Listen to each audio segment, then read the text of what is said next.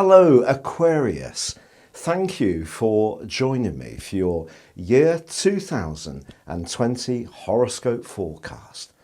This is for the Sun or the Ascendant. If you've yet to subscribe to my channel, I'd be honoured if you did so now. Also, please look to tap or click on the bell notification symbol. This year begins in sensational style for your sign. Venus, the planet of love and attraction, is in your sign. And the significance of this is further enhanced by the midpoint between the Moon in Pisces and the Sun in Capricorn. Each year, at the turn of the year, the planetary positions create what's known as the solar return. This provides a backdrop of energy for the rest of the year. And for you, having Venus alongside the midpoint, which is a kind of balance between the more feminine and masculine energies, is absolutely wonderful. It gives you real permission to express your individuality, but also to attract good things to you all through this year. Also, Mars, the more hustle-bustle partner of Venus, is high in the sky, in the sign of Scorpio. And this is very much to do with ambition, thrust, assertiveness, and you can strut your stuff throughout this year. But there's no denying that there has been a very tender gathering of energy in the sign of Capricorn. And particularly over the last couple of years, as your co-ruler Saturn has been working its way through the other sign that it rules, which of course is Capricorn, but has been very closely allied to Pluto, the planet of change, certainly over the last 9 months as we come into this new year. Now, at the end of last year, in fact, just about at the start of November, Jupiter, the planet of opportunity, actually relocated into Capricorn. But this part of your horoscope is much more psychological. The 12th house is to do with the things that aren't quite so tangible. So it can be to do with very deep subconscious feelings that can be buried away. It can also be to do with your conditioning. Things that were instructed into us when we were children, those mothers and fathers' messages are very, very powerful. And because Saturn is about certainly the father, it's possible that over the last couple of years there have been some times when you have felt that the more emotional side of life has been quite trying, or your physical vitality has been much lower. Now, there is lots of action in the sign of Capricorn this year beyond just Jupiter joining up with Saturn and Pluto. Not least, as we make our way into the new year, the position of Mercury alongside Jupiter is particularly auspicious. This combination can be very much to do with opportunity. Jupiter's expansive. It's not at its absolute best in Capricorn. It's a bit more cautious, but in a way that can, in some ways, prevent Jupiter from being almost over-ambitious and promising more than can be realistically delivered. But in the combination with the thought and talk Mercury, this is going to give you some profound insights. And all through this year, you may find yourself absolutely fascinated by more spiritual trends. Now, this combination are also linking up to Uranus. So don't be surprised if at some point this year there is some revelations around your emotional or family life that actually delight you. Now, it's also true to say that as we start this year, the Moon, which I mentioned before, is in Pisces, is alongside Neptune. This does ask, this combination, that when it comes to your resources, you do try to be as realistic as possible. Neptune has a very drifting, dreamy, ethereal impact, particularly on the Moon. This could make you very compassionate throughout this year, especially with all these energies in the 12th house. In fact, with Jupiter in your 12th house, you could do some kind of fundraiser for a good cause or a charity. But when it comes to practical, everyday monetary control, Neptune could at times just alter your reality. So that is something just to be mindful of. Now, in your third house, which is the way you think on an everyday basis, there is the comet called Chiron, which is very much to do with the inherent sense of wound that we have within ourselves. In the third house, it's about your ideas. If you feel you're someone who doesn't get heard by other people, that could continue to be something that rankles with you. But as the year begins, Black Moon Lilith, which is a notional point, but very much to do with our hidden desires, and has a kind of mix of Venus and Uranus to it, well, that's actually combining with Chiron. So if there is something you want to articulate that's to do with fulfilling a deeper need, whether it's stimulating your mind, publishing a book, starting your own website, or becoming much more successful in gripping the attention of others, it may be that you're going to demonstrate a little bit more of a shocking side of your nature, and why not if so? But back to that sign of Capricorn. So not only do we have Jupiter, Mercury and the Sun, we also have the South Node. The nodal axis is, in terms of the South Node, is to do with past karma, and the North Node is the direction of travel. And as we start this year, the North Node, the point of destiny, remains in a very practical part of your scope, the 6th house. But the South Node is alongside Saturn, and that means that if there are some psychological strands which have been causing some pain, the chances are you're still going to be feeling these keenly as we start this new year. Also, there's an asteroid called Ceres, which is very much to do with nurturing, and that's in your 12th house. And that's also going to be alongside Saturn. If you're someone who finds it hard to give yourself permission to be more vulnerable, this year could have its challenges. Really, the planets are encouraging you, particularly with Jupiter's help, to really become much more in touch with the shadow side of your nature, but not feel fearful of any inadequacies that you have. As you know, I'm an Aquarius too, so this is a journey I'm going to be very much on as well. But on the 3rd of January, we have a big moment because Mars bursts its way into the sign of Sagittarius. And for the following 6 weeks, this is very sociable. Just at a time of the year when you may feel that you want to pause and be more reflective, there could be part of you that wants to reach towards some big aspirations. Not really goals as such, more to do with the things that makes your heart soar. So your principles or just long-term planning can really be enlivened by Mars's drive. But that takes us to the 10th, and we do have a lunar eclipse in the sign of Cancer, and it's going to be embracing that North Node, but coming back across the heavens to the rather repressive energies of Saturn, the transformational energies of Pluto, the rather thinking energies of Mercury, and that Ceres nurturing energy.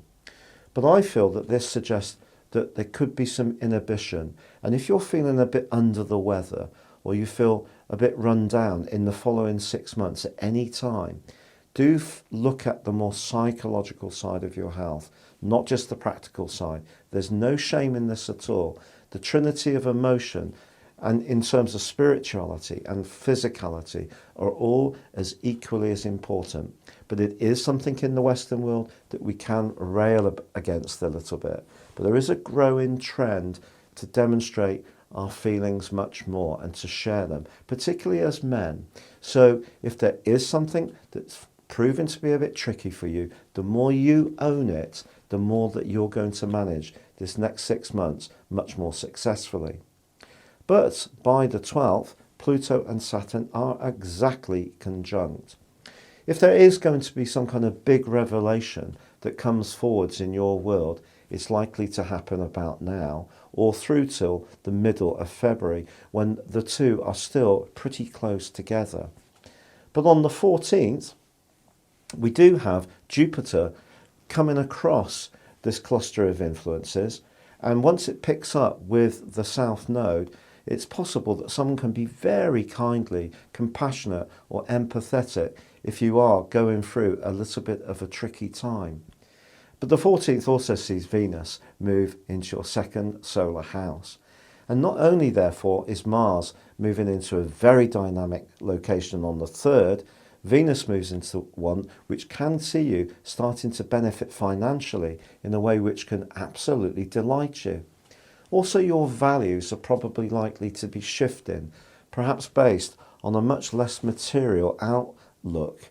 Now, Aquarius people generally are not so much motivated by cash, but this can be a time for you to really appreciate the good things in life and not feel guilty if you do give yourself some treats or snaffle some bargains in the sales. On the 17th, Mercury moves into your sign to replace Venus. Now, Mercury moving out of your 12th house is good. It brings you into the present. You're going to feel more dynamic. Your energy is much more switched on. This is joined by the Sun on the 21st this year. Now, on the 24th, there is a new moon in Aquarius, but it is true to say that Mars forges an awkward angle to Neptune as this month comes to a close. So if you are going to splash out, it's going to be very important that it's for something that's really got some kind of benefit to you, that's really going to make your heart sing or has some kind of practical dimension. If it doesn't, you could squander some money on something that doesn't really feed your soul. But there's two other things I want to tell you about this year, which are critically important. And one is that Venus, the planet of love and affection, is going to be moving through the most glorious part of your chart possible from the 4th of April through to the 7th of August, your 5th solar house. This is very much about love. It's about romance. It's about self-expression, creativity. It's about the things that we really want in our lives at a heart level. It's a sensational transit, forged of course because Venus goes through an extended retrograde. But also there's going to be a big transit in the second half of this year that involves Mars. Mars is going to move into your sector of everyday thoughts, and it's going to see the second half of this year you being much more active physically and also articulating your ideas in a much more upfront and direct way. Also, from the end of March through to the middle of May, Mars is going to be going through your sign, which also will give you a big fill-up. But this brings us into February.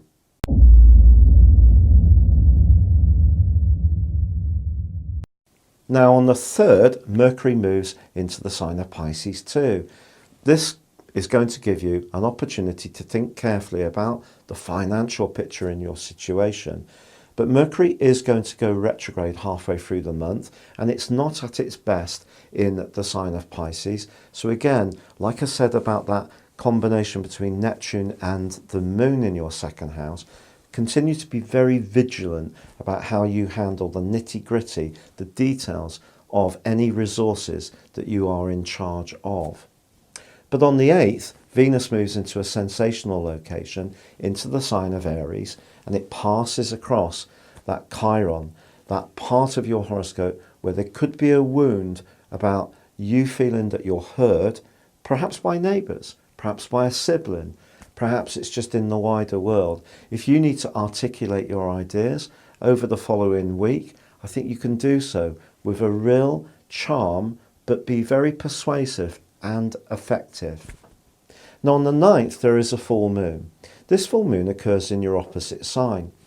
It's possible in a relationship context that someone could tell you over the next couple of weeks about what they're not happy in terms of your approach to situations.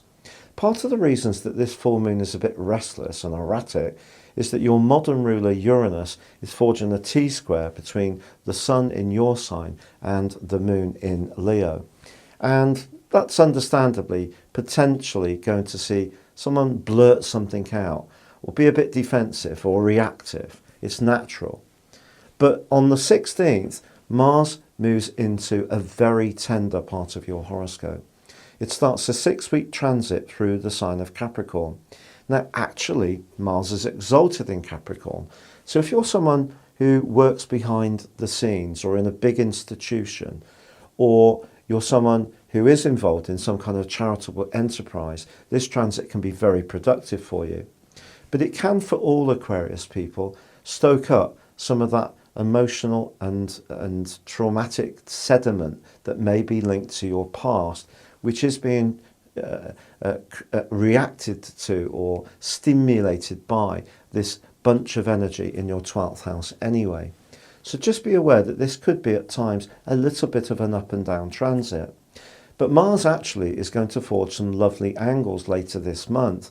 But on the 17th, as Mercury goes into retrograde, do be careful if you are dealing with anyone on a financial deal, waiting for a loan, or someone owes you some money. Be very proactive in the second half of this month, making sure that you're really on the proverbial case. Now, there is a great piece of news on the 18th, because Saturn starts to inch away from its combination with Pluto, which has lasted for 11 months by now. I'm taking this in terms of a 3-degree orb. That's the gap between the two planets, which is very, very tight. Most astrologers are speaking very specifically about the conjunction between Saturn and Pluto and Ceres on the 12th of January. But I feel its influence has been reaching back into last year, and it has been very psychological. So the fact that Saturn, which is restrictive, starts to inch forward is something to really welcome. Now on the 19th, the Sun also moves into the sign of Pisces, joining up with the retreating Mercury and that rather languid and mysterious energy that is Neptune. But it's true to say that Mars actually forges a brilliant link with the Sun and also with Uranus at this part of the month. So your ability to think on your feet and perhaps work on some inside information you hear or any deep research you do could actually be played out by you being quite successful.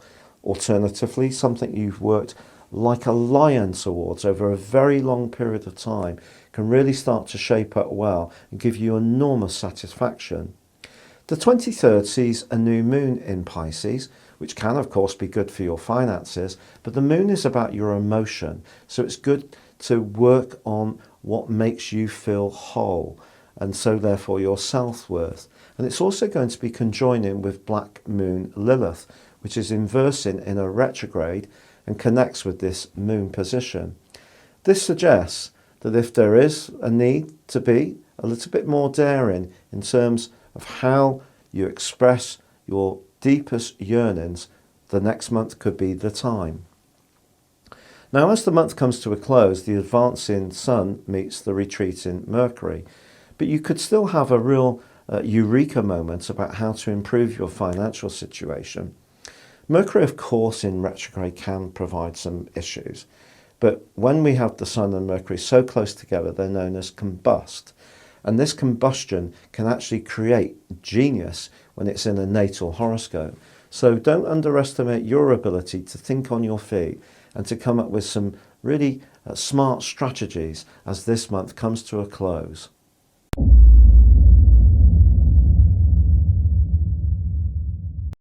Now, as you enter March, Aquarius, so Mercury retreats into your zodiac sign. If an issue to do with that financial matter is linked to you just perhaps fine-tuning some kind of new plan or idea or strand, don't beat yourself up too much if there is something that you do decide to alter. This is all part of the process of what can happen with Mercury retrograde. Actually, in the fullness of time, Mercury's going to go forwards and it's going to return to the place where the retrograde began. And that moment is on the 29th of this month. So look forward to some clarity and resolution by that time. On the 5th, however, Venus moves into the sign of Taurus, which it governs. This is an exciting development because it's going to go alongside Uranus, the planet of the unexpected, and of course your progressive modern ruler. This can see you having some brilliant ideas for changing up things at home. Now, it could be that you're going to just create more space, but then again, you could bring in some novel approaches. perhaps even thinking of working from home, because remember, Venus does govern finance as well. Or there could be some surprises around your family life in the following week. In fact, there can be a succession of surprises as first Venus, then the Sun, and then Mercury all go alongside your modern ruler. But it is true to say that from the 5th through to the 11th, the Sun does go alongside Neptune. This could make you particularly generous to those who are less fortunate. If you are someone who tends to provide subscriptions to a good cause, you may decide to increase it. But at a physical level, this following week is not the best of times to ingest too much sugar or calorific goodies. You may end up feeling rather groggy and a little bit slowed down and not quite your nimble self. However, on the 9th and through to the 4th of December, Jupiter goes alongside Pluto. I mentioned before that Jupiter is about growth. Traditionally in astrology, it's known to be about fortune. But of course, with Jupiter, there is also the potential for us almost to take things for granted, that everything will work out fine. We have to put the effort in. And this combination with Pluto suggests that if you keep beavering away, even if it's on longer term plans that are not necessarily manifesting a reward at the moment, you will get that reward in time. But because the two together is a very different dynamic from Saturn, which had a much more restrictive and resistant energy to Pluto's desire to change, it suggests that this can be quite mind expanding over the following months. And you could find yourself thinking about all sorts of strands, whether it's spirituality, about your past, about the things you really believe in, even your politics can all go through some profound changes on the back of this combination. But the 9th also sees a full moon in Virgo. But this does link brilliantly to the combination between Jupiter and also Pluto. And it suggests here that if there is a need to balance the book somehow, what you can avoid doing over the following couple of weeks is spending money in order to plug up some kind of emotional neediness that you're not getting met in some other way. So just be conscious of that. However, on the 10th, Mercury goes forwards. That's something to really celebrate. On the 16th, back into Pisces, and your financial picture can start to take on that greater clarity. On the 20th, however, we have a very exciting event, the vernal equinox, and also the move of the Sun into the sign of Aries. Now, this part of your chart is, as I mentioned before, going to be hugely important, partly because of the role of Chiron and partly because of the role of Mars in the second half of this year. So this is the area that's to do with how you think, it's to do with how you articulate your ideas. It's kind of lower knowledge, so it's chit-chat, but it's flirty, it's fun, it's bright, it's humorous, and also it can be quite restless. So if you find yourself over the following 4 weeks wanting to move around more, get fitter, it would be of no surprise. But equally, if you have got something you want to say and you want to reach an audience, this would be a terrific time for you to go for it. Also, the Sun's conjunction with Chiron suggests again that if you have felt that you haven't had the permission to have your voice heard, or there's been strains with neighbours or siblings, this can be a time to heal things in a positive way. Now, on the 22nd, your traditional ruler, Saturn, joins your sign. What is the significance of this? Well, it's only just going to nibble into Aquarius in its first transit through your sign this year, which is from now through to the end of June. It suggests if you're born right at the start of Aquarius, like I am, on the 21st, it could have an immediate impact. Saturn on the first house asks us to be much narrower in our focus, to let go of the things that are non-essential, to really put all of our effort and energy and attention and perspiration into the things that really matter to us as individuals. It can be a bit limiting, of course, so it is going to be important to decide where you're going to put the main amounts of your vitality. Otherwise, if you spread yourself too thin, that's where Saturn can really pull us up short. However, on the 24th, the new moon, which occurs in Aries, actually forges a beautiful semi-sextile with your other ruler of Uranus, and there could be a link between the way you think and your ideas and how you earn money, and there definitely can be a slice of innovation involved in the equation. The 29th sees Mercury emerge from that shadow, and therefore I do feel that things really can be speeding up as far as your finances are concerned. But as you come to the end of the month, the exciting event is Mars joining up with Aquarius too, where it's going to be for the next 6 weeks. Now, initially in the first 5 days of April, there could be a sense of you getting used to Saturn in Aquarius. If you are born further into the sign, I do feel that this influence will be less keenly felt. But certainly Mars moving into Aquarius for the following 6 weeks is a chance to be much more dynamic, directed, and get on the front foot, particularly if it has been stirring up some murky stuff and energies or emotions have been a bit up and down in the previous 6 weeks.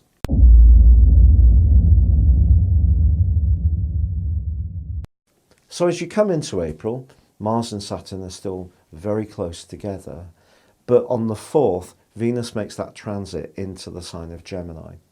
This is so significant, as I mentioned before, because Gemini is on the air triplicity like your sun.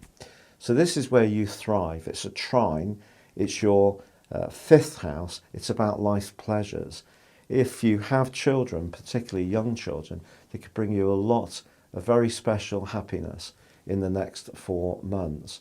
On the other hand, if you're wanting to meet someone new, the combination of Venus moving into this sector and Mars moving into your sign is about as good as it gets. So go for it. Feel that you have an opportunity to express yourself and get a nice balance between the more masculine and more nurturing side of your nature.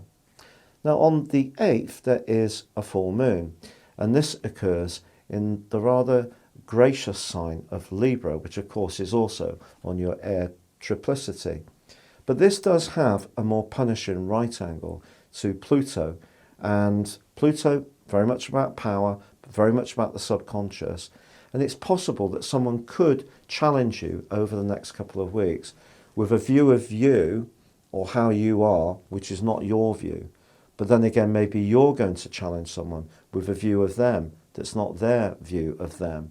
So some kind of secret or deeply held view can make its way into the open in the following 2 weeks. On the 11th, however, Mercury pierces into Aries. This is a great change. Mercury, as I said before, is not great in Pisces. All that wet moisture, and of course it's opposite the sign of Virgo, which is very much to do with its crisp, earthy and very precise nature. So moving into Aries is great for Mercury. It's about initiation, new beginnings, and for you it's about articulating those ideas again. It too goes alongside Chiron, so you have a chance to get your message out there, take it. On the 20th, the Sun moves into Taurus, but immediately joins up with Uranus, followed on the 23rd by the new moon, and on the 28th by Mercury. So a big sweep of energy goes into Taurus in the last 10 days of this month. And for you, this is all about your home and family life. There could be some innovations that you're going to bring in at home, as I mentioned before with Venus's transit, but also some Aquarius people may feel they just want to box it all up and move. This could be to somewhere much bigger, somewhere much smaller, someone in a more rural location, to get space, Uranus, or to go somewhere where there's more buzz and stimulation, also Uranus. So it just depends on your unique needs. It is true in week 3 that Mercury is forging a brilliant angle to Mars. So if you do have an idea that you want to express, this is certainly the time to do so with passion and also authority. On the 28th, as I mentioned, Mercury moves into Taurus, But this also is a transit that goes through your fourth house. Mercury's not quite so happy in the fourth house. So one of the things to avoid as you come into May is ensuring that you're not circulating any worries around and around your mind. So if there is something that needs to be expressed, even if you feel a bit more inhibited, which is possible, then the best thing you can do is share with a trusted confidant.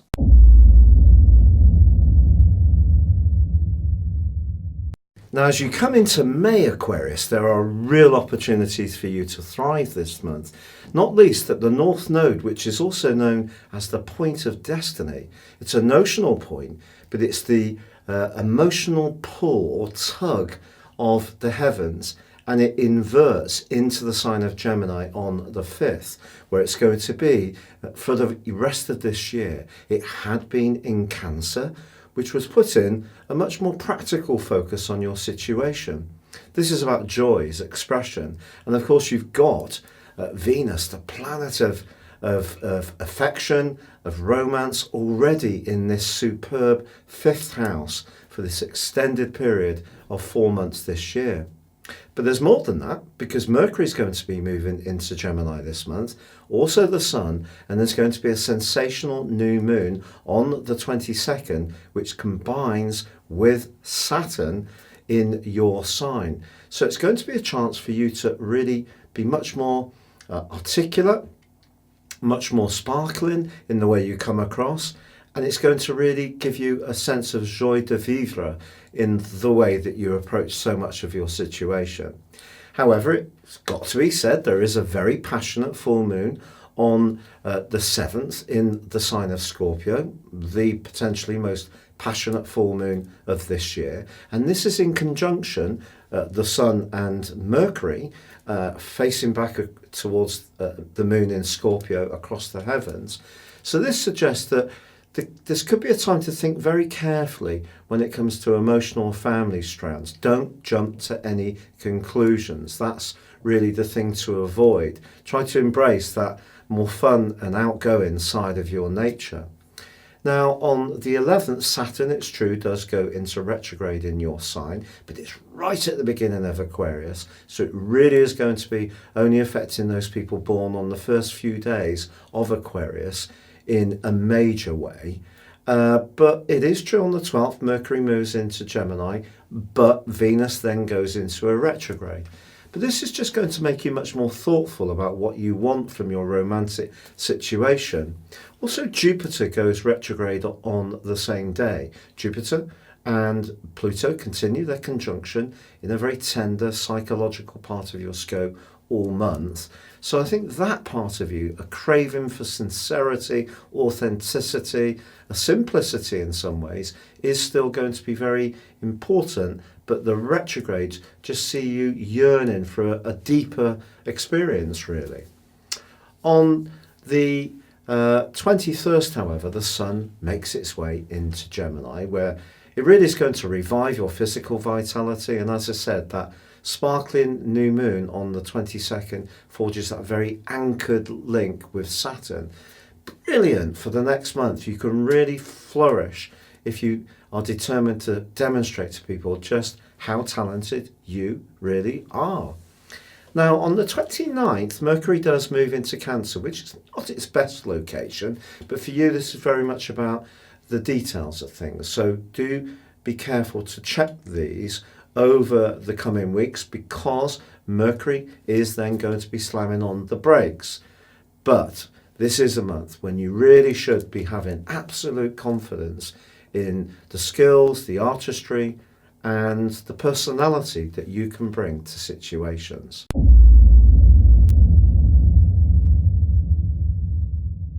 Now, the first 5 days of June are sensational because the Sun meets the retreating Venus. They come together. If you go out on a date at this time, it doesn't get much better than this, quite honestly, especially with the North Node, which is very much an echo of the moon's energy, but now in a playful place for you. However, on the 5th, there is an annular lunar eclipse, and this occurs in the sign of Sagittarius, which for you is very much to do with friendships. Over the next couple of weeks, you may find out that somebody you thought was very trustworthy actually has very different values to you. Then again, you may discover that a plan you had for the future doesn't quite hold water in the way that you thought, especially if you're not able to express yourself in a way which really sees you immerse yourself in the project. So it's very satisfying. And not least because Mars is squaring up to this eclipse, and also Mars then goes into a conjunction with Neptune from the 9th through to the 17th, which can make you feel very sluggish and also give you the desire to get into perhaps eating calorific goodies, maybe drinking a little more, perhaps being a little bit more lethargic in general, lacking a bit of spark and motivation, just at a time when actually if you can stay creative and focused, there's a lot to achieve. But I think there could be the tendency to just go out and have some fun, but perhaps a little much to excess in some ways. I'm really looking forward to that personally. On the 18th, however, as I flagged before, Mercury goes into a retrograde. If you do have any appointments in the last half of this month, double check that they're actually still going to happen. Make sure you don't forget them. You could arrange for someone to give you a jolt on something that's significant. It's also worth knowing that Mars doesn't just clash with the Sun across the axis of that full moon. It does so for the first 3 weeks of this month. So that tendency to be tempted to go for it and indulge is going to be very, very strong. Very hard to resist, I'm sure. But on the 21st, the Sun makes its way into Cancer, and we do have an annular solar eclipse. So this provides a backdrop of energy for the next 6 months, but this does link in a quincunx, which is a bit more challenging, 150 degrees, with Saturn in reverse in your sign. I think it's basically saying that commitments and obligations to other people could prove to be a bit trying in the second half of this year, but it's all down to organisation. And if you're someone who is very clear about what you will and won't do, how you protect your interests, that's coming from the guise of Saturn, and also, of course, had been coming from a desire to be more creative this year with Venus in your solar return, and also that midpoint between the moon and the sun. I think that needs to be balanced against the obligations that you do have to others. At times it may seem that other people might take your generosity or support for granted, but if you do need to just assert your boundaries, then do feel free to do so. On the 25th, pleasingly, Venus ends that retrograde. So if there has been someone you've really been interested in and it's not quite happening, it could start to go forwards in the way that you want. And the key date on the 28th is Mars entering into the sign of Aries, where it's going to be in the second half of this year in totality, right through to the 6th of January 2021. And this really can get you going again after perhaps the distractions of Mars squaring up with the Sun. It's really going to see much more progressive. You're thinking quick, you can be very persuasive and passionate about your ideas, and great fun to be with as well. So it's something to really relish and enjoy, because it's very rare that Mars would be going through the sign of Aries for such an extended time, because it is the ruler of that sign. It also points towards, as you come to the end of this month, that issue around the wound. If you have been feeling people don't hear you, or you have felt that your nervous system has sometimes been rather drained out, Mars can reinforce you for sure in the second half of this year.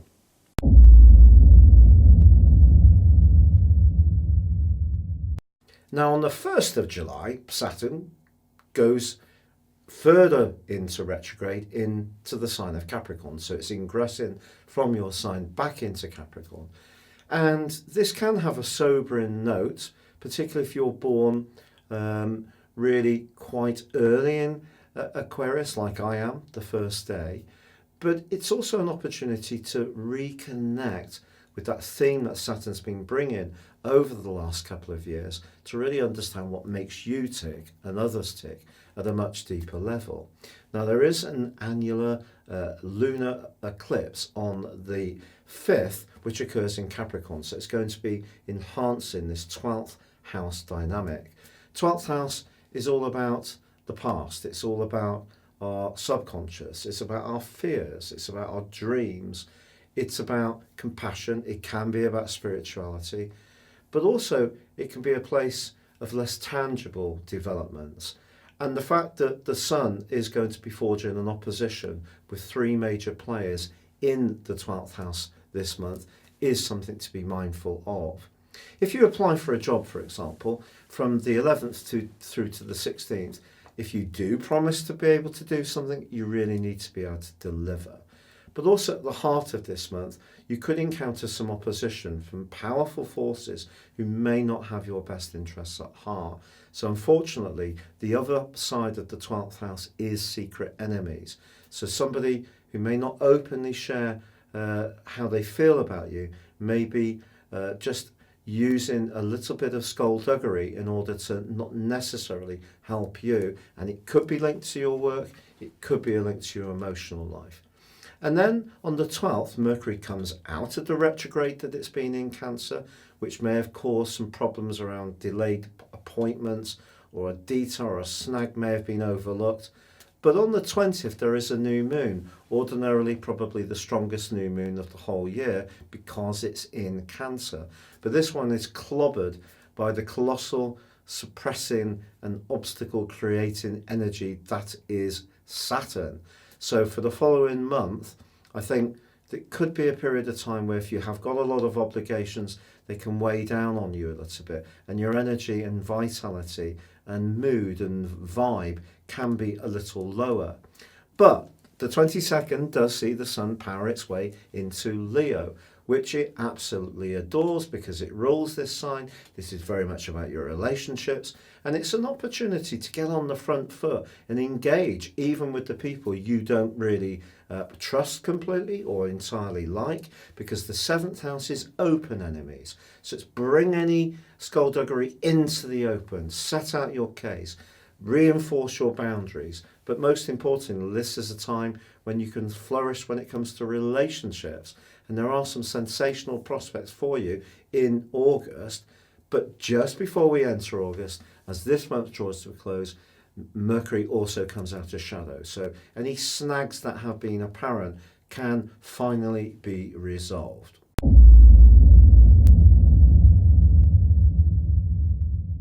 As August begins, although we have the Sun in the buoyant sign of Leo, of course Mercury has still just been in the sign of Cancer, where, as I said before, it's not at its best. But what we do have on the 3rd is a full moon in the sign of Aquarius. But this is going to be like a mirror reflection of the full moon in Leo of the 9th of February, because again, it's going to be bringing into play the energies of Uranus. I think essentially, when it comes to your social world or your relationships, particularly a close relationship, if you feel a close relationship is stopping you having time with your family, or stopping you pursuing your own personal interest, or stopping you from spending time with a friend, you could find yourself thinking very carefully whether you want to make your way to the door marked exit. But hold, because by the 5th, Mercury moves into Leo, and some of the irritations that have been created by Mercury's retrograde and those oppositions between the Sun and Pluto and Saturn can make way for a different viewpoint. There is the opportunity to talk things through if you take it. It is true that Mars and Jupiter are in quite a clash in the first 10 days, and maybe something does need to come out into the open, and it could do. Someone could blurt something out, might not be you, and because you have got a unique way of being, you're someone that often people can be quite honest with. In fact, if they're honest, you can forgive them for a lot. What's more challenging this month, Aquarius, is the fact that Mars and Pluto are in conflict from the 5th through to the 22nd. Now, this suggests that psychological strains could have quite an impact on nervous systems. So this is definitely a time to balance the focus on relationships that Leo's bringing with an understanding of your deeper self, and also how Your interactions with others feed into your soul, essentially. And if it's not comfortable, you may need to express how you feel. But that could be quite painful, particularly if you're quite a private type of Aquarius, which they are out there. I'm one of them. However, on the 8th, Venus moves into Cancer. And this is a transit, the 6th house, which is asking you to sort of turn the other cheek a little bit if there's someone a bit tricky to get on with at work. But it also can see you use oodles as a charm to get yourself a new job. And then from the 11th to the 21st, the sun really starts to pay off for you, forging an absolutely brilliant link with Mars. So although Mars is in those aggravating links with Jupiter and Pluto, it forges a fantastic one with the sun. What's the most important member of our solar system? It's the sun, the luminary. It's why we're here.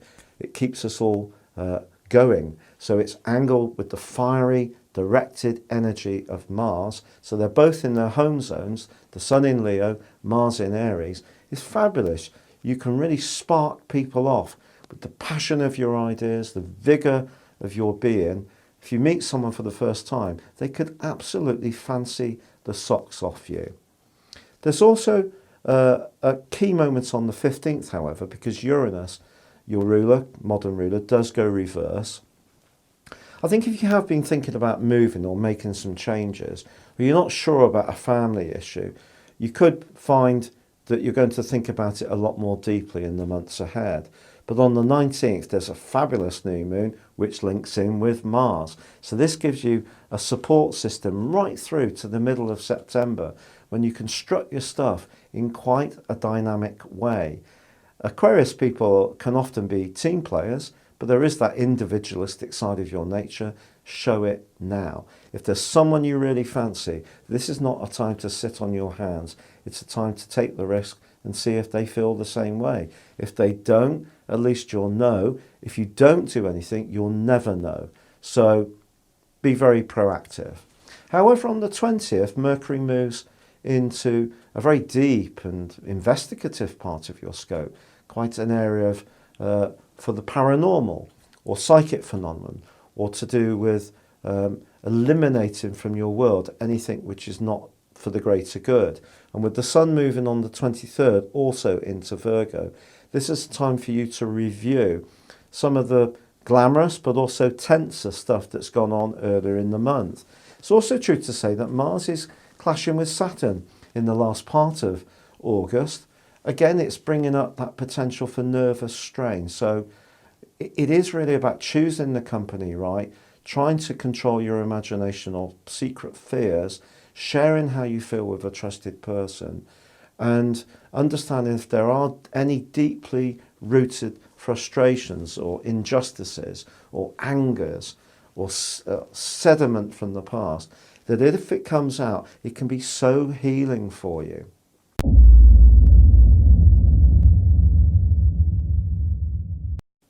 So, Aquarius, as you come into September, the deep intensity, the passion of Virgo, which could see you also focusing at a more practical level around finances, business, investments, pensions, property, all that kind of stuff. It's challenged by the dreamier, more emotional energy of Pisces on the 2nd, on the back of a full moon. But this full moon, ironically, forges a really helpful link to your modern ruler of Uranus. So it could see you coming up with some really bright ideas, or having a conversation which sparks your interest and appetite in doing something afresh and an innovative way. So it could be very positive indeed. And then on the 6th, we have a sensational change. Venus moves into Leo, the grand Leo, and Venus loves being in Leo because it can show off. It's about fashion, it's about performance, it's about, being flirty. But also on the same day, Mercury moves into your sister air sign of Libra, and the two are going to be forging a beautiful link all through the month. So it's a great opportunity to overcome the focus more on the things that may be changing at a deep and perhaps psychological part of your scope to have some moments of levitation and fun. However, it is true to say that Mars does slam on the brakes on the 9th in the sign of Aries. I just think if you are thinking about buying a car, leave it for a bit. If you are getting fitter and you're doing some running or cycling, don't overdo it. Mars can see us pushing a bit too hard. And also, if you've got opinions, truly express them, but also be aware that others may have theirs too. But on the 13th, Jupiter goes forwards, and this is really splendid stuff. So a 4-month slowdown is beginning to be unwound, which is very, very helpful. And also on the 16th, there is a new moon in Virgo. So if you are wanting to transform your situation, to make changes, to eliminate the things that aren't working so well, even around your health, to be perfectly honest, then this is a good time to drink lots of water, be as virtuous as possible, Virgo, but in a way that eliminates something deep within you.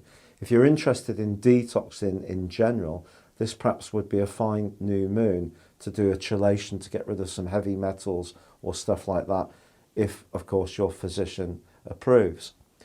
Now, from the 19th to the 26th, however, Mercury is in a dust-up with Pluto. It's possible here that your desire to expand a situation could be met by your own inner resistances that are coming from the more faltering energy of Saturn and Pluto in your 12th house, or it could be that something can take on a force of its own, a communication can get blown out of proportion.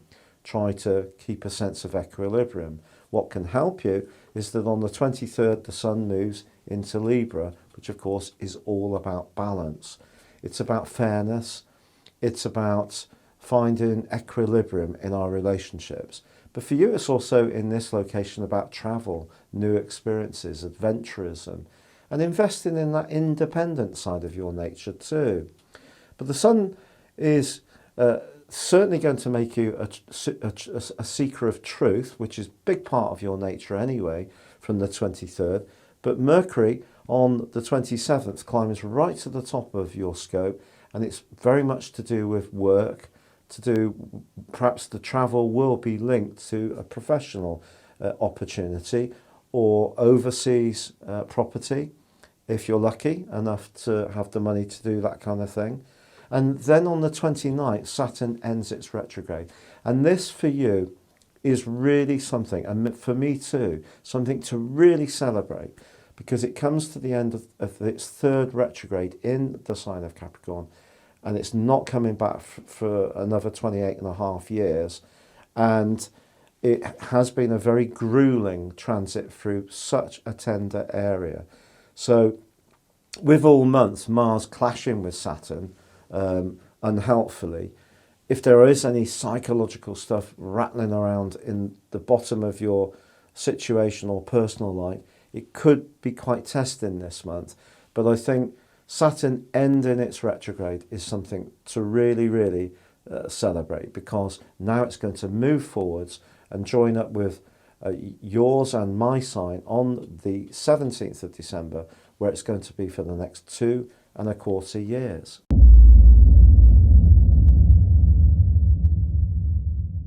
Now, on the 1st of October, there is a full moon. A full moon which occurs in the sign of Aries, where of course there is Mars. And this for you is about your ideas. So it's possible over the next couple of weeks you could have a discussion. It could be heated, it could be very amicable, but there could be some kind of key negotiation or thinking going on about how you can elevate your world. The 9th house, the more philosophical side of your nature, is going to be countered by the everyday realities. Could be someone close to you who wants to keep things the same if you are wanting to make some changes. The 3rd sees Venus move into a really passionate part of your scope, the 8th solar house. This can be good for financial interests in terms of business, but also someone close to you could be generous, or some kind of legacy or insurance payout could occur over the following 28 days. But I must be frank, even though this month is lit up by a blue moon for the first 3 weeks, Mars and Pluto are back in that rather intersign squabble. And it was knocked off for a while because Mars moved forwards, and now because of the retrograde, it's being repeated. So again, something deep within you could see you wanting to find your voice, refusing to be silenced by someone who may be unkind or disinterested, who should be taking an interest. It's potent stuff. And there's also, from the 8th through to the 21st, a series of right angles between the Sun in Libra and Jupiter, Pluto and Saturn. Now I think the right angle between the Sun and Jupiter can actually be rather nice. It points towards being generous to a fault, better than being mean to a fault. It also points towards a kind of intoxicating optimism. But it can also see situations where we promise more than we can deliver. So just be aware of committing to something in the blink of an eye and then thinking, oh, why did I do that? But equally, more challengingly, the Sun clashing with Saturn and Pluto could bring some kind of powerful energy out of the dark. The 12th house is about hidden enemies, unfortunately. And I think over the last couple of years, just like me, you've probably found out that some people in your life were not as reliable and trustworthy as you really thought. And it's really tough, very painful. So there could be some more of that going on. In a more spiritual context, Jupiter actually forges a beautiful link with Neptune. So there could be some kind of faith or ideal or idyllic way of living, or some kind of higher way of being that you really buy into at this time, that can really offset some of the stresses and strains that Mars and Pluto bring. On the 14th, Mercury goes retrograde in your sector of work. So although Venus can be very helpful around the loot and also the lust, Mercury here suggests that perhaps a job that's interesting to you may lose its sparkle, or you could rethink a plan if you work for yourself. Generally stay flexible around your worldly interactions at this stage. The new moon on the 16th in Libra is usually lovely because it's about new beginnings, about how we interact with others, it's about our relationships. But this one again is bruised by Saturn and Pluto. So just at a time when the moon is in total darkness and you might want to start to initiate something, there could be some kind of forces that are preventing you, perhaps widening your horizons quite like you would like. The 18th to the 24th, however, sees Venus forging a brilliant angle to Pluto. So there could be a real surprise. Someone could show massive support unexpectedly. It could be linked to money. It could be hard work that's been invested finally pays off, or just a real sense of depth of your nature, which is often the case with Aquarius people. Really getting in contact with something that means a huge amount to you. It could be a point of principle, it could be a relationship. Now the retreat in Mercury is supported on the 23rd by the advancing Sun, moving into Scorpio. This does square up with the energy of Aquarius, but generally speaking, the next 4 weeks really do see you thinking about goals, ambitions, success, raising profile, if you're interested in career moves in a traditional sense. If it's more about property, that's possible that you could be putting your attentions there. There can be interactions with people older or younger. You could be taking on more responsibilities. If you're older, it could be that you're looking after your grandchildren, or if you're retired, it may be that you want to re-identify the things that are going to give you a lot more personal satisfaction. Now work is not such a dominating feature. On the 28th, Mercury actually rotates back into Libra. If there is some travelling to be done, make sure the plan is really watertight. And then Venus moves into its home zone of Libra on the same day. And this is delicious. So if you are going to get away, despite the retrograde to Mercury, I think as you go into November, it can be a chance to really appreciate what you discover. but there is a full moon on the last day of this month. So we have a blue moon this month, the first since March 2018, and the last one, the second one, sorry, is in your sector of emotions. So just as you start to burst forwards towards those goals, be mindful that you keep an eye on your more personal needs, and that you're not so focused on go-getting that you're not supporting yourself and making sure that your situation is well aligned.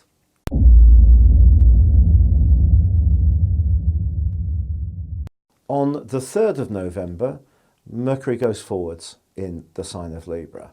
So if you are making any plan to go on a study course, to travel somewhere, you're interested in philosophy, learning, knowledge, training, teaching of any kind, or just travel for leisure purposes, then it can be enabled a lot more with this change. On the 11th, Mercury returns back into Scorpio. So if there has been a delay, or you're waiting to hear from someone, a communication which is important to you, it could come by then, or you may have to wait till the 19th when Mercury comes out of shadow. However, on the 14th, and this is really great news, Mars starts to go forwards. You can buy the car again, Aquarius. And it's really going to give you a huge amount of passionate support, not just in the last 6 weeks of this year, but also in the first 5.5 months of 2021. But I'm going to tell you about that amazing piece of information just shortly. But on the 15th, there is actually a beautiful new moon in Scorpio. Your feelings can be close to the surface, but you could have a connection to someone who really understands you at a very, very deep level. And this is going to go on for a month. This person gets the side of you that isn't entirely materialistic, but also that you're earthy and real. And that's going to be very gratifying for you. On the 22nd, however, the Sun bursts its way into your sector of friendship. On the same day, Venus into your sector of success. There could be a link between who you know around your work, and it could see a real slice of fortune develop in this last phase of the year. Neptune also ends a retrograde on the 29th, and that's going to give greater clarity around finance, but there is an annular lunar eclipse in Gemini on the 30th, so you can see that keeping all of the people happy all of the time is always a classic challenge on the 5th, 11th house axis that this particular full moon throws up for you. But it's also about deciding who you want to be with. And there could be some changes coming through, but very positive changes, which brings us into December.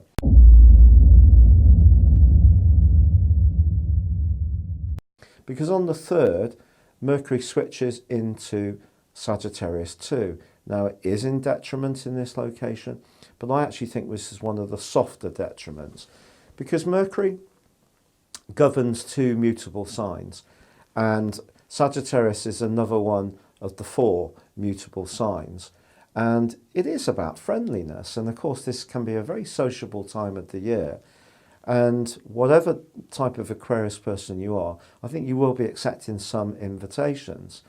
But there's an amazing event which occurs on the 14th.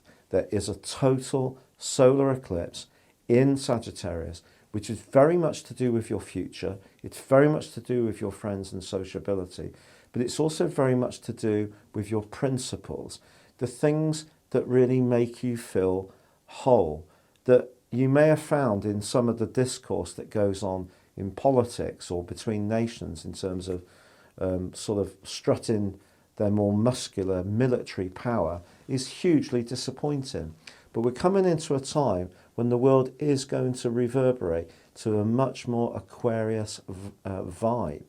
And the reason for this, for you, is because Mars links to this total solar eclipse. So that's fantastic. So this is going to go on right into those early months of 2021. And the combination of the way you think and articulate your ideas, Mars, and the way you move around, keep fit, Mars, I nearly started jogging then, and the total solar eclipse in the 11th house, which is very much about fraternity, connections to others, fairness, democracy, The whole environmental debate can really be something that you're joining into with very passionately. But then on the 17th, Saturn arrives back in Aquarius. So this is momentous. It will be particularly momentous for me because Saturn conjunct Sun exactly can be a big deal. But also Jupiter moves on the 20th, and this hasn't been in Aquarius for 12 years. So it's a Jupiterian return, which is about optimism, it is about growth. It moves out of Capricorn where it isn't quite as happy. So it moves into the sector of higher values. The whole issue of the water carrier or the water bearer, if you've ever thought, why does Aquarius have a water symbol, a glyph, when it's an air sign? It's all to do with baptism. It's all to do with the transference of higher ideals, not material ones. So there's going to be a big gush of energy at the end of this year, which is really in your and my direction of travel. But on the 21st, the Sun and Mercury make their way into Capricorn. The Sun always moves about this time each year, but Mercury doesn't, and they're quite close together. So there can still be some revelations in this last couple of weeks of the year. And also there is a full moon, which occurs in Cancer, your 6th house of practicality, right on the last day of the year, which brings the curtain down on what can be quite an incredible year. But if you'd like to find out what it's going to mean for you as an individual, as opposed to just your zodiac sign or ascendant, you can order your 12-month personal horoscope forecast by clicking the link beneath this video and getting 30% off. If you buy it in 2019, I'll give you the rest of 2019 free. If you buy it later into 2020, say April, you'll get up to the end of March 2021. It's been a real pleasure being with you, Aquarius. Thank you so much for all your listens to my videos. It means a lot to be bouncing back from the rheumatoid arthritis and really being quite ill. Thank you and good luck for the year.